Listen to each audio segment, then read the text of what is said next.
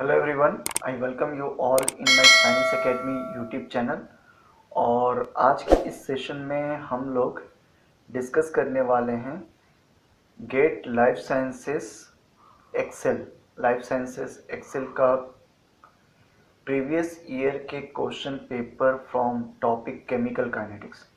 मैंने हाल फिलहाल में केमिकल काइनेटिक्स के ऑलमोस्ट 7 to 8 वीडियोस बनाए जिसमें मैंने पूरा का पूरा केमिकल काइनेटिक्स जो गेट लाइफ साइंसेस के अकॉर्डिंग है, मैंने पूरा का पूरा उस वीडियो में टॉपिक को कवर किया है। लास्ट वीडियो मैंने डिस्कस किया था कि नेक्स्ट वीडियो में यानी आज के वीडियो से मैं इस टॉपिक से रिलेटेड, केमिकल काइनेटिक्स से रिलेटेड जितने भी क्वेश्चन होंगे लास्ट 10 साल में गेट एग्जाम के फ्रॉम 2010 टू 2020 मैं उनको सॉल्व करूंगा। तो चलिए स्टार्ट करते हैं दोस्तों आज का ये वीडियो। इस वीडियो को मैं रिक्वेस्ट करूंगा कि लास्ट तक देखिए, और अगर आपको केमिकल काइनेटिक्स में कोई भी डाउट है तो पहले मेरे वीडियोस को, जो मैंने 7 से 8 वीडियोस बनाए हैं केमिकल काइनेटिक्स के टॉपिक वाइज, का मैं लिंक डिस्क्रिप्शन बॉक्स में भी दे दूंगा, वहाँ से भी देख सकते हैं। उसके बाद मैं बोलूँगा, सजेस्ट करूँगा कि आप यहाँ पर आइए, पहले आपका कॉन्सेप्ट क्लियर हो जाए, तब उसके बाद में प्रीवियस ईयर के क्वेश्चन को सॉल्व करिएगा तो ज़्यादा अच्छा है। चलिए दोस्तों, तो शुरू करते हैं आज का ये सेशन। तो ये क्वेश्चन है गेट 2020। इस क्वेश्चन का लिंक यहाँ से मिल जाएगा, ये लिंक मैं डिस्क्रिप्शन बॉक्स में भी दे दूंगा, तो उसको भी सेपरेट आप क्लिक करके देख सकते हैं, जिससे आपको प्रीवियस ईयर के सारे क्वेश्चन पेपर मिल जाएंगे। इसलिए तो मैं सिर्फ केमिकल काइनेटिक्स को ही कवर कर रहा हूँ। यहाँ पे ये क्वेश्चन बोल रहा है, एक molecule in solution crystallize into two different crystal form with the rate constant of 0.02 per second and 0.13 per second. If the crystallization is assumed to be under kinetics control, then half-life in second round to 1 decimal of the molecule will be. Okay. यहाँ पे question ये है कि कोई solution में molecule है और वो क्रिस्टल फॉर्म कर सकता है, क्रिस्टलाइज कर सकता है। तो क्रिस्टल किसी एक पर्टिकुलर मेथड से अगर ये फॉर्म कर रहा है क्रिस्टल, तो इसका रिएक्शन होगा K1 रेट कांस्टेंट, और उसकी वैल्यू है 0.02 पर सेकेंड, यानी ये फर्स्ट ऑर्डर रिएक्शन है। सेकेंड वन यानी time inverse first order reaction होता है। और दूसरे मेथड से, सेकेंड मेथड से क्रिस्टल जो बन रहा है उसका रेट कांस्टेंट की वैल्यू है 0.13 पर second. Now they are asking half life. तो half life of first order reaction का फॉर्मूला होता है, जिसको टी हाफ से रिप्रेजेंट करते हैं 0.693 डिवाइड बाई के, विच इज रेट कांस्टेंट। और ये कैसे आएगा, ये फॉर्मूला कैसे आया, और फर्स्ट ऑर्डर रिएक्शन क्या है, सेकेंड ऑर्डर रिएक्शन क्या है, ये आपको डिटेल में मैंने वीडियोस बनाया हुआ है जो आप देख सकती हैं, या जिसका लिंक डिस्क्रिप्शन बॉक्स में मैंने दे दिया है। तो चलिए अब यहाँ पे k की जो वैल्यू है, k की वैल्यू हम लोग एवरेज कर लेंगे, जो K1 प्लस K2 इनकी वैल्यू, तो इन दोनों को ऐड कर लेंगे तो ये सिंपली हो जाएगा 0.2, ये 0.02 प्लस 0.13, तो ये वैल्यू हो जाएगा 0.15 पर सेकेंड। और अब ये वैल्यू को यहाँ पर मैं पुट कर दूँगा, तो ये वैल्यू हो जाएगा 0.693 डिवाइड बाई 0.15, जो आंसर होगा, और इसका आंसर होगा 4.62 सेकेंड। चलिए मूव करते हैं नेक्स्ट क्वेश्चन पे। क्वेश्चन नंबर 6 है, ये है गेट एक्सएलपी 2019 प्रीवियस ईयर का। इस क्वेश्चन पेपर का लिंक ये वाले से आपको मिल जाएगा। For the reaction mechanism 2x gives y and y then further gives product. For this step assume k equilibrium y divided by x square, k is equal to rate constant. For this step the rate law is okay. तो final ये reaction है इस तरीके से, 2x gives y and y further gives product, तो ये 2 step reaction है। अब यहाँ पर rate of reaction always substrate पे डिपेंड करता है, तो अगर y टू प्रोडक्ट कन्वर्ट कर रहा है तो y टू p प्रोडक्ट है, तो यहाँ पर rate of reaction is directly proportional to substrate concentration, और rate of reaction is substrate यहाँ पे क्या है y, तो y पे directly proportional होगा, और जब ये y को हटाएंगे तो constant से multiply होगा, जो कि Kr होगा, rate constant of first order reaction, and this will be y. Now y का जो वैल्यू है वो कैसे निकाल सकते हैं, क्योंकि y की वैल्यू यहाँ से निकालेंगे, K के इक्विलिब्रियम, ये पूरे का पूरे रिएक्शन का के इक्विलिब्रियम क्या है?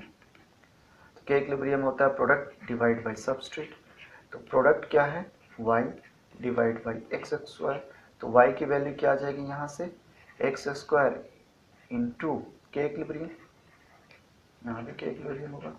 तो ये वैल्यू मैं यहाँ पुट कर दूंगा। तो ये आ जाएगा rate of reaction is equal to K R into Y की value X square into K equilibrium. तो ये आंसर होगा। यानी और रेट को हम लोग कैसे लिख सकते हैं? DP by D T, rate of product formation. तो K equilibrium X square, answer will be D option. Moving to next question, question number 14 है। ये क्वेश्चन आया गेट 2018 से, जिसका लिंक आपका क्वेश्चन पेपर का लिंक यहाँ पर इस वाले लिंक पर क्लिक करने से मिल जाएगा। चलिए तो यहाँ पर पढ़ते समझते हैं question. The activation energy E A value for two reaction carried at 25 degree centigrade differ by 5 kilojoule per mole if the pre-exponential factor A1 and A2 for this reaction are same magnitude, the ratio of rate constant K1 by K2 is okay। तो यहाँ पर erroneous equation से ये आया हुआ है। यहाँ पर log K की value rate constant is equal to Arrhenius minus E divide by 2.303 into R into T होता है। तो ये activation energy, Arrhenius value, Arrhenius factor या प्री एक्सपोनेंशियल फैक्टर, इसको प्री एक्सपोनेंशियल और रेट कांस्टेंट। तो यहाँ पे ये बोल रहा है कि दोनों रिएक्शन का सेम डिग्री पर टेम्परेचर हो रहा है, लेकिन डिफर है एक्टिवेशन एनर्जी 5 से। First reaction log K1 is equal to A, ये सेम रहेगा। ई ए भी चेंज कर रहा लेकिन टेम्परेचर सेम टेम्परेचर पे, तो इसको इक्वेशन नंबर 1 मान लेंगे। दूसरा मैं मानूंगा log K2 is equal to A minus E A2 divide by 2.303 into R into T, same temperature का होगा। ये इक्वेशन नंबर 2 है। अब जब दोनों को मैं माइनस करूंगा, इक्वेशन 1 विथ इक्वेशन 2, इसको माइनस कर देते हैं। तो अभी क्या आएगा? Log K1 minus log K2, इस तरफ हो गया। और इन दोनों को माइनस करेंगे तो ये क्या आएगा? ये a minus E A divide by 2.303 R T minus A plus E A 2.303 R T, और इसको ए कैंसिल हो जाएगा। तो यहाँ पर कॉमन जो आएगा 2.303 आर इंटू टी, और यहाँ पर ब्रैकेट में आएगा E A1, ये 1 होगा और ये 2 होगा। तो यहाँ पर E A2 minus E A1 ये आएगा, ठीक है। और अब यहाँ पर इस तरफ क्या करेंगे? ये तो सब्सट्रैक्शन है, तो यहाँ पर लॉग लिया तो ये डिवाइड हो जाएगा।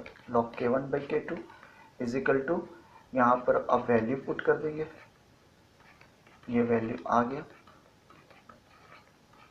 E A2 minus E A1। यहाँ पर इन दोनों का डिफरेंस जो एक्टिवेशन एनर्जी का वो कितना है? 5 किलो जूल। तो यहाँ पर अब फाइनल कैलकुलेशन का टाइम 1 डिवाइड बाई 2.303, यहाँ आर की वैल्यू दी हुई है 8.314। टेम्परेचर पूछा, टेम्परेचर मुझे हमेशा सेल्सियस में नहीं केल्विन में लिखना। 273 प्लस 25, 273 प्लस 25 ये केल्विन में आ गया। और यहाँ पर ई ए माइनस E2 कितना है डिफरेंस? 5 kilo joule. तो 5 किलो जूल में लिख दूंगा। किलो जूल है तो इसको मैं जूल में कर दूंगा, क्योंकि यूनिट पे ध्यान देना, यहाँ पे जूल में है तो ये भी जूल में रहेगा, जूल पर मोल, पर मोल। तो अब यहाँ पर इसको जब कैलकुलेशन करेंगे ये पूरा का पूरा, तो ये वैल्यू आएगा ऑलमोस्ट कितना? 5000 divide by 2.303 divide by 8.314 divide by 273 298, तो ये वैल्यू आएगा 0.876। और 876 का जब एंटी लॉग लेंगे, अब हम लोग क्या करेंगे? एंटी लॉग, क्योंकि लॉग इस तरफ है, इन दोनों का रेशियो चाहिए। तो अब जब एंटी लॉग, इसको कलर चेंज कर देता हूँ, तो यहाँ पर अब K1 डिवाइड बाई K2 यही पूछ रहा है, K2 ये पूछ रहा है, और इस तरफ आएगा तो इधर क्या हो जाएगा, एंटी लॉग ऑफ 0.876। तो एंटी लॉग ऑफ 0.876 कितना होता है, यहाँ पर है 0.876 7.51। तो आंसर विल बी यहाँ पर 7.51। चलिए, होप सो कि ये समझा। Moving to next question, question number 10, और ये है गेट 2017 का, जिसका लिंक, क्वेश्चन पेपर का लिंक इस वाले पे क्लिक करके देख सकते हैं। चलिए, तो आप क्वेश्चन पे पढ़ते हैं। For reaction A plus B gives product the following data was obtained. Okay, A not का कॉन्सेंट्रेशन है, B नॉट का कॉन्सेंट्रेशन इनिशियल रेट है। A and B are initial concentration of A and B respectively, the overall reaction of the order. Okay, तो यहाँ पर R की value A पर depend करेगी। अब यहाँ पर इसका ये X फाइंड करना और इसका Y फाइंड आउट करना है, यही रेट ऑर्डर ऑफ रिएक्शन होगा। इसका भी डिटेल मैंने वीडियो बनाया हुआ है इसके ऊपर, और इजीली सॉल्व हो जाएगा अगर वो मेरा वीडियो देख लेंगे तो। इसका लिंक यहाँ पर दिया हुआ है, तो उसको भी देख सकते हैं। तो यहाँ पर अब ये देखना है कि A की वैल्यू, सबसे पहले B को छोड़ देते हैं, B को अभी A के ऊपर कॉन्सेंट्रेट करते हैं। तो A कैसे फाइंड आउट कर सकते हैं, A का कॉन्सेंट्रेशन देखिए कैसे है, A 0.1 से 0.2 हो रहा है, यानी 2 टाइम्स इंक्रीज कर रहा है, 2 टाइम्स। जबकि B का कॉन्सेंट्रेशन सेम है, तो आपको B का कॉन्सेंट्रेशन फिक्स रखना है और A का देखना है क्या वेरिएशन हो रहा है। तो A 1.1 से 0.2 हो गया, यानी 2 टाइम्स इंक्रीज किया, तो रेट पे क्या इफेक्ट पड़ रहा है, रेट 4 टाइम्स इंक्रीज कर रहा है।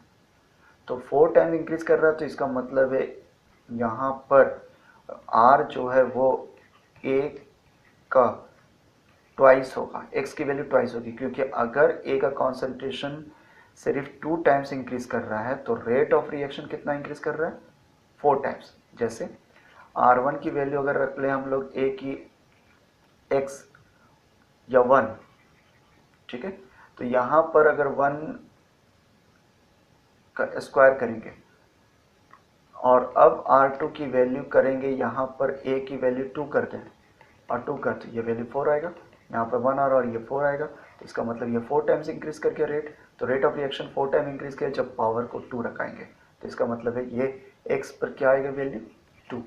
अब आते हैं Y का, कि Y क्या कैसे कैलकुलेट करें, यानी B का कॉन्सेंट्रेशन को देखना कि कहाँ चेंज हो रहा है।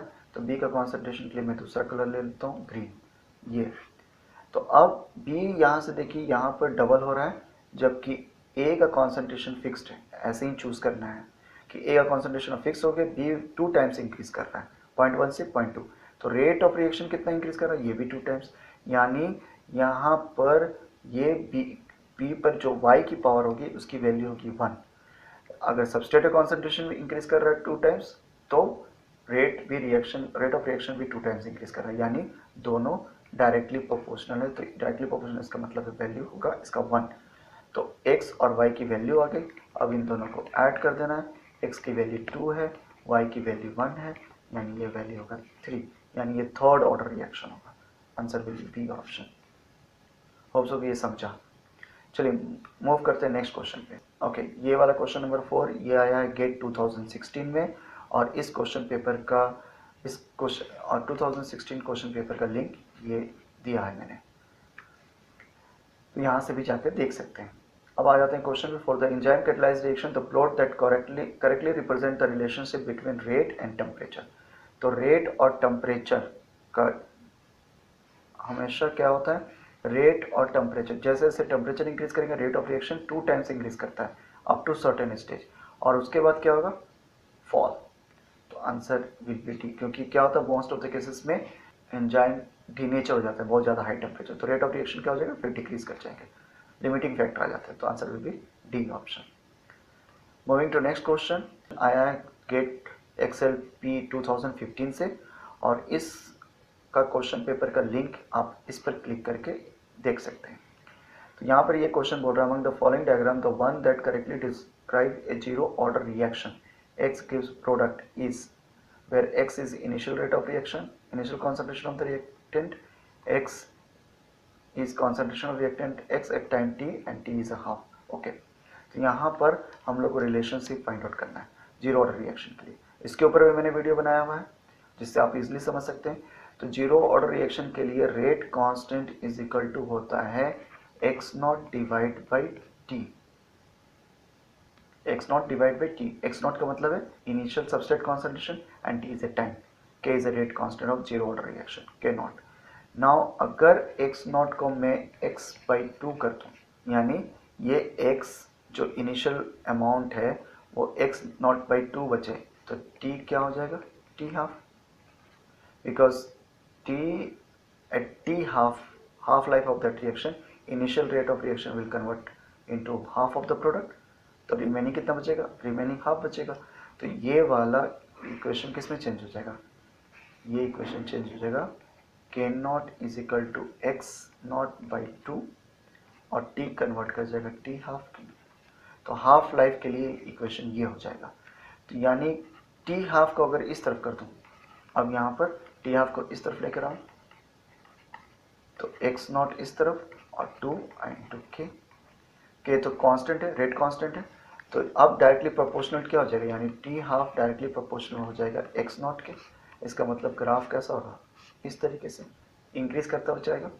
Answer will be D option, T half and X not increasing order, answer will be D option.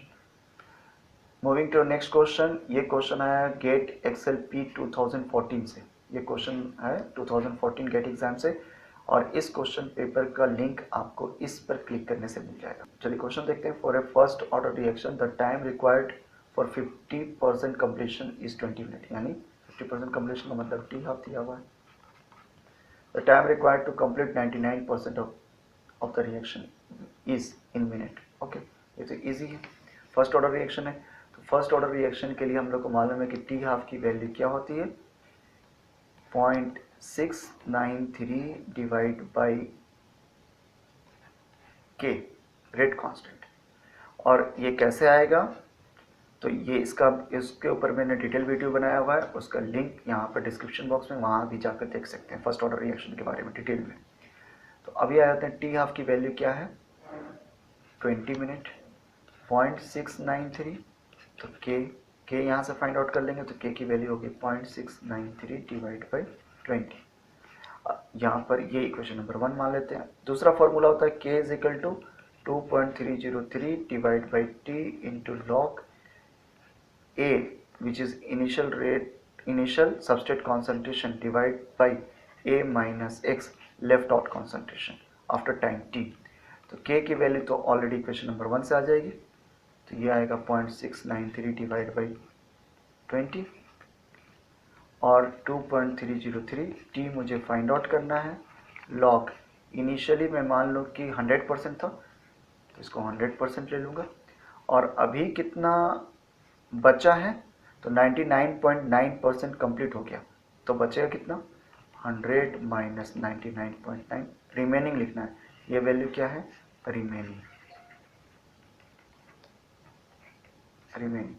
तो ये वैल्यू क्या हो गया, 2.303 टी इंटू लॉग 100, और ये वैल्यू आएगा 0.1, ये वैल्यू ऊपर गया तो ये क्या हो जाएगा 2.03 इंटू टी इंटू लॉग 1000, इसकी वैल्यू आएगी, इसकी वैल्यू कितनी आएगी 3, तो ये वैल्यू आएगा 2.303। अब यहाँ पर पूरा का पूरा कलर चेंज करके लिख देता हूँ, यहाँ पर इजीली समझ में आएगा। यानी अब 0.693 डिवाइड बाई ये वैल्यू की यहाँ पर ये इक्वेट कर देना है, t इंटू 3, टी की वैल्यू इस तरफ इंटू 20 डिवाइड बाई 0.693। तो जब इसको कैलकुलेट करेंगे तो ये वैल्यू आएगा कितना, देख लीजिए, 2.303 इंटू 3 इंटू 20 डिवाइड बाई 0.693, 199.39, तो आंसर विल बी 199.39, ये आंसर। चलिए मूव करते हैं नेक्स्ट क्वेश्चन पर।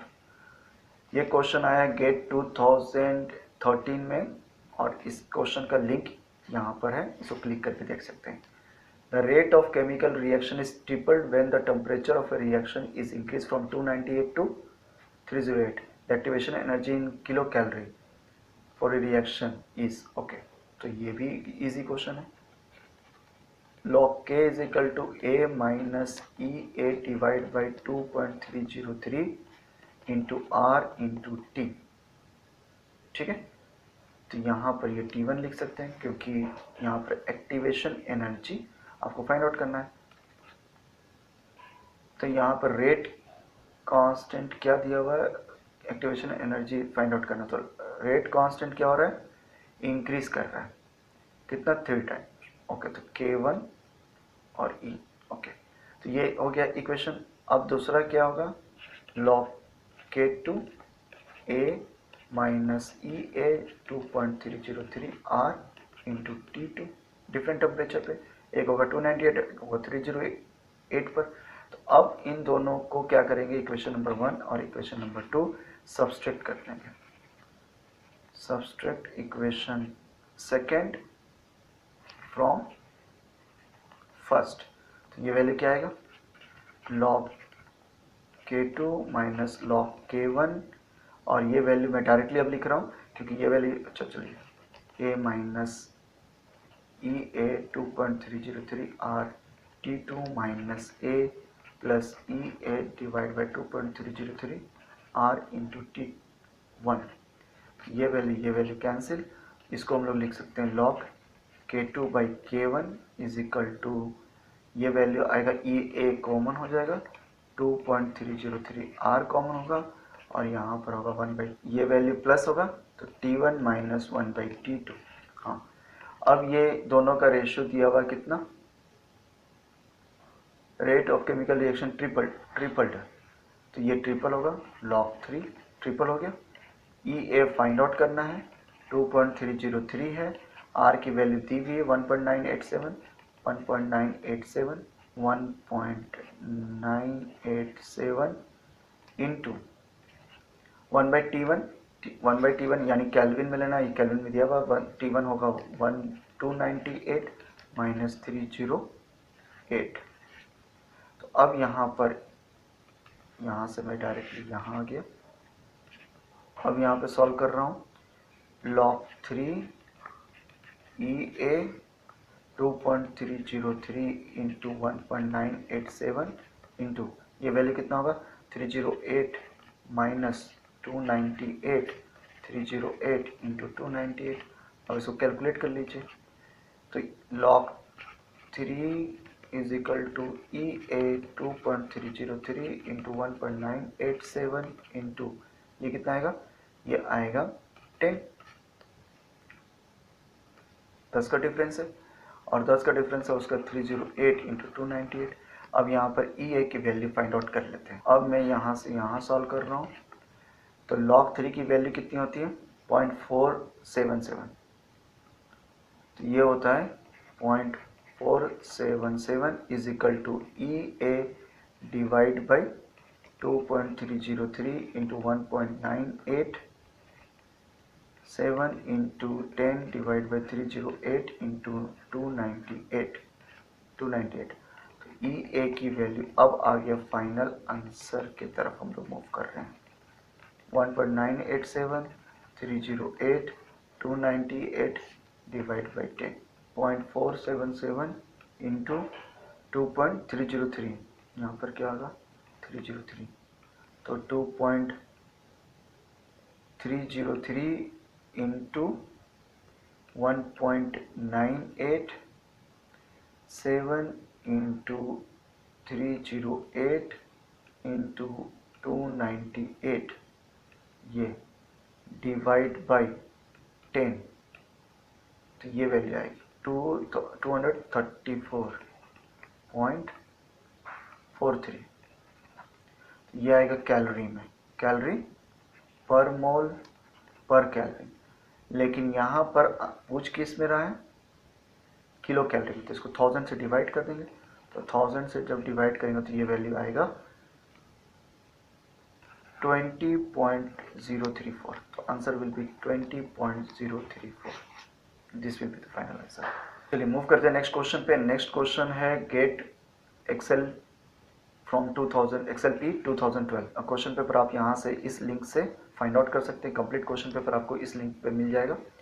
यहाँ पर ये क्वेश्चन बोल रहा है कि 10 microgram of enzyme carbonic anhydrase molecular weight this much, remove 300 milligram of carbon dioxide per minute from the cell, turnover number. Okay, ये भी इसी क्वेश्चन है, एंजाइम काइनेटिक्स से है। इसके ऊपर भी मैंने सेपरेट वीडियो बनाया हुआ है एंजाइम काइनेटिक्स के ऊपर, माइकलिस मेंटेन कांस्टेंट, जिसको आप लोग देख सकते हैं, जिसका लिंक भी मैं इस आई सिंबल में यहाँ पर आ रहा होगा, या फिर मैं इसका लिंक मैं डिस्क्रिप्शन बॉक्स में भी दे दूंगा, वहाँ से जाके देख सकते हैं एंजाइम काइनेटिक्स के ऊपर। यहाँ पर V max is equal to K cat which is turnover number into enzyme total concentration, ये फॉर्मूला होता है। तो V max कैसे फाइंड आउट कर सकते हैं? Molarity of substrate converted into product with time. तो सबस्ट्रेट यहाँ पे कितना है? सबस्ट्रेट 300 मिलीग्राम है, तो 300 मिलीग्राम को ग्राम में चेंज कर देंगे तो 10⁻³ से करना पड़ेगा मल्टीप्लाई, ये ग्राम में आ गया। और 1 मिनट हो गया तो ये मिनट में हो गया। और मोलरिटी में चेंज करने के लिए इसको मॉलिक्यूलर वेट से फाइंड आउट डिवाइड करना होगा। तो कार्बन डाइऑक्साइड की मॉलिक्यूलर वेट क्या होती है? Molecular weight of carbon dioxide, ये करना होगा, इज इक्वल टू के कैट हम लोग को फाइंड आउट करना है, टर्नओवर नंबर। और ईटी को भी मोलरिटी में करना है। तो यहाँ पे एंजाइम कितना है? 10 माइक्रोग्राम, 10⁻⁶ ग्राम में हो गया। मॉलिक्यूलर वेट से डिवाइड कर देंगे विच इज़ 30,000, तो ये पूरा का पूरा मॉलिक्यूलर वेट मोलरिटी में आ गया। तो अब आ जाते हैं 300 इंटू 10⁻³ मॉलिक्यूलर वेट 44 होता है कार्बन डाइऑक्साइड का। के कैट इंटू 10⁻, इस तरफ -5 और इस तरफ 30,000। अब के कैट की वैल्यू फाइंड आउट कर लेते हैं। तो ये होगा K cat is equal to 30,000 300 into 10⁻³ divide by 44 into 10⁻⁵, ये वैल्यू। तो जब इसको करेंगे हम लोग तो ये वैल्यू कितना आएगा? 10⁻³ और ये पूरा का पूरा 9 इंटू 4 + 2 6, तो यहाँ पर 10⁻+3 और इस तरफ 44 इंटू 10⁻⁵, ये ऊपर गया तो 8 हो गया। 90 इंटू 10⁻7 डिवाइड बाई 44, यानी ये आएगा 2 इंटू 10⁻, ऑलमोस्ट 2 पॉइंट समथिंग आएगा 10⁻7, ये आंसर होगा। तो answer will be B option, correct. Moving to next question. ये क्वेश्चन आया गेट लाइफ साइंसेस केमिस्ट्री में 2011 से, गेट 2011 से ये क्वेश्चन आया है, और जिसका कंप्लीट क्वेश्चन पेपर इस लिंक से आपको मिल जाएगा, यहाँ से डाउनलोड करके देख सकते हैं। यहाँ पर ये क्वेश्चन लिंक है जहाँ पे क्वेश्चन नंबर 14 और 15 इसी से रिलेटेड है। तो यहाँ पे एक रिएक्शन है, ये एक सबस्ट्रेट है और दूसरा सबस्ट्रेट ये वाला है सबस्ट्रेट 2, और ये है प्रोडक्ट। लेकिन सबस्ट्रेट 2 देखिए क्या है? एक्वस, और एक्वस में कभी भी यानी लिक्विड कंडीशन, यानी एक्वस में जब भी होता है तो ये बहुत लार्ज अमाउंट में होता है। एक्वस में कोई अगर जैसे वाटर है, वाटर में डिजॉल्व कोई मॉलिक्यूल है तो उसका अमाउंट बहुत ज़्यादा होता है। तो रेट ऑफ रिएक्शन कभी भी एक्वस वाले पे डिपेंड नहीं करता। रेट ऑफ रिएक्शन किस पर डिपेंड कर जाएगा? सिर्फ लिमिटिंग सबस्ट्रेट पर। और लिमिटिंग सबस्ट्रेट यहाँ पे क्या है? S1, ये है लिमिटिंग सबस्ट्रेट। तो यहाँ पे 14 नंबर क्वेश्चन नहीं कर रहे हैं क्योंकि ये ऑर्गेनिक केमिस्ट्री से है, और ऑर्गेनिक केमिस्ट्री मैंने अभी तक डिस्कस नहीं किया या पढ़ाया नहीं है उसको, तो उस पर नहीं क्वेश्चन करूँगा। मैं यहाँ पर सेकेंड 15 नंबर क्वेश्चन पे आ जाता हूँ जिस पर रेट काइनेटिक्स है, इसको डिस्कस कर लेते हैं। If the concentration of KH in the reaction mixture double the rate of reaction will B. तो मैंने पहले बता दी कि रेट ऑफ रिएक्शन किस पे डिपेंड कर जाएगा? लिमिटिंग सबस्ट्रेट पर, और लिमिटिंग सबस्ट्रेट S1 है, ये इंडिपेंडेंट होगा, इंडिपेंडेंट ऑफ S2 कॉन्सेंट्रेशन। तो S2 कॉन्सेंट्रेशन डबल भी कर देते हैं तो उस पर रेट ऑफ रिएक्शन डिपेंड नहीं करेगा। तो इसका आंसर होगा the same, rate of reaction will be same, answer will be B option. Moving to next question. ये क्वेश्चन आया है गेट 2010 में लाइफ साइंसेस से, और इस क्वेश्चन का कंप्लीट क्वेश्चन पेपर आप डाउनलोड कर सकते हैं इस लिंक के थ्रू। तो चलिए क्वेश्चन देख लेते हैं। For a particular reaction the use of catalyst reduces the activation energy EA to 1/3 its original value. The ratio of rate constant K catalyse और अनकैटलाइज। ओके, तो अगर यहाँ पर EA अगर अनकैटलाइज रिएक्शन है किसी पार्टिकुलर रिएक्शन का, तो EA की वैल्यू ज़्यादा है, EA है, और अगर ये कैटलाइज होता है तो इसकी EA की वैल्यू डिक्रीज कर जाएगी 1/3 से। तो रेट ऑफ रिएक्शन इंक्रीज हो जाएगा। जब एक्टिवेशन एनर्जी डिक्रीज करता है तो रेट ऑफ रिएक्शन इंक्रीज करेगा, और ये एंजाइम के प्रेजेंस पे होता है या कैटलिस्ट के प्रेजेंस पे। तो अब आ जाते हैं कि रेशियो पूछा, तो यहाँ पर हम लोग को मालूम है कि log K is equal to A minus EA 2.303 RT1 ये होता है।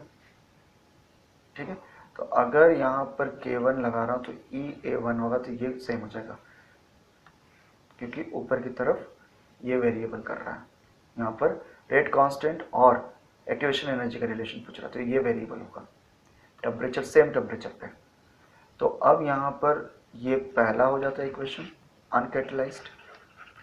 अनकैटलाइज्ड को हम लोग लिखते हैं E अनकैटलाइज्ड, यहाँ पर U1 लिखता हूँ अनकैटलाइज्ड, और E अनकैटलाइज का है। ठीक है, अब आ जाते हैं विथ कैटलाइज क्या होगा, log K for catalysed A will remain same, but EA it is telling that it is getting reduced by 3 times। तो अनकैटलाइज का वैल्यू सेम रखेंगे, यहाँ पर 3 टाइम्स रिड्यूस कर जाएगा। New activation energy 2.303 into R into same time T। अब ये equation number 2 है, ये कैटलाइज्ड का है। अब यहाँ पर रेशियो पूछ रहा है कैटलाइज डिवाइड बाय अनकैटलाइज, तो यहाँ पर दोनों को माइनस कर देंगे। Equation 2 is subtracted